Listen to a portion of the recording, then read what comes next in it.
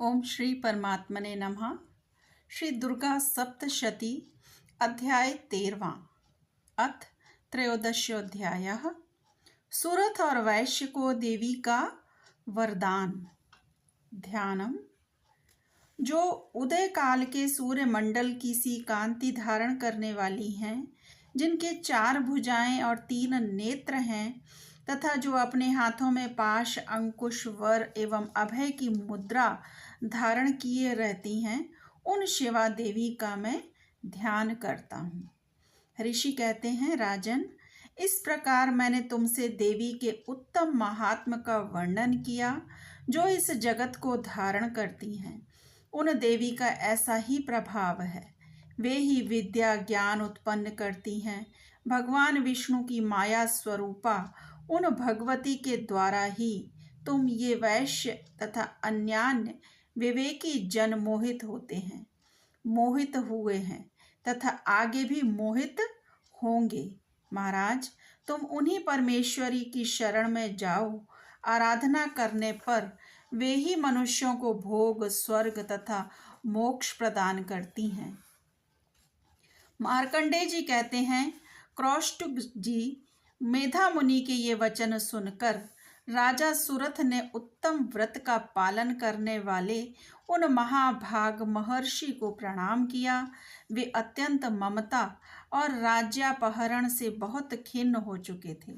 महामुने, इसलिए विरक्त होकर वे राजा तथा वैश्य तत्काल तपस्या को चले गए और वे जगदम्बा के दर्शन के लिए नदी के तट पर रहकर तपस्या करने लगे। वे वैश्य उत्तम देवी सूक्त का जप करते हुए तपस्या में प्रवृत्त हुए। वे दोनों नदी के तट पर देवी की मिट्टी की मूर्ति बनाकर पुष्प, धूप और हवन आदि के द्वारा उनकी आराधना करने लगे। उन्होंने पहले तो आहार को धीरे धीरे कम किया, फिर बिल्कुल निराहार रहकर देवी में ही मन लगाए एकाग्रता पूर्वक उनका चिंतन आरंभ किया। वे दोनों अपने शरीर के रक्त से प्रोक्षित बलि देते हुए लगातार 3 वर्ष तक संयम पूर्वक आराधना करते रहे। इस पर प्रसन्न होकर जगत को धारण करने वाली चंडिका देवी ने प्रत्यक्ष दर्शन देकर कहा। देवी बोली, राजन तथा अपने कुल को आनंदित करने वाले वैश्य, तुम लोग जिस वस्तु की अभिलाषा रखते हो वह मुझसे मांगो। मैं संतुष्ट हूँ, अतः तुम्हें वह सब कुछ दूंगी। मार्कंडेय जी कहते हैं, तब राजा ने दूसरे जन्म में नष्ट न होने वाला राज्य मांगा तथा इस जगत जन्म में भी शत्रुओं की सेना को बलपूर्वक नष्ट करके पुनः अपना राज्य प्राप्त कर लेने का वरदान मांगा।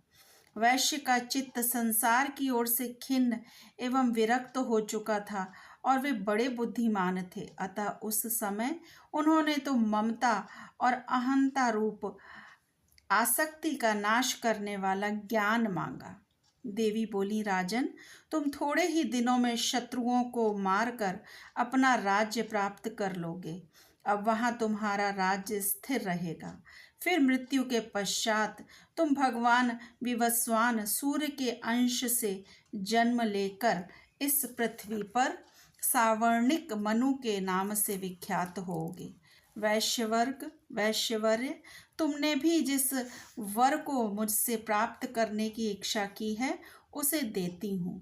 तुम्हें मोक्ष के लिए ज्ञान प्राप्त होगा। मार्कंडेय जी कहते हैं, इस प्रकार उन दोनों को मनोवांछित वरदान देकर तथा उनके द्वारा भक्ति पूर्वक अपनी स्तुति सुनकर देवी अंबिका तत्काल वहीं अंतर ध्यान हो गईं। इस तरह देवी से वरदान पाकर क्षत्रियों में श्रेष्ठ सुरथ सूर्य से जन्म ले सावर्ण नामक मनु होंगे। इस प्रकार श्री मार्कंडेय पुराण में सावर्णिक मनवंतर की कथा के अंतर्गत देवी महात्म्य में सुरथ और वैश्य को वरदान नामक 13वां अध्याय पूरा हुआ। जय माता दी।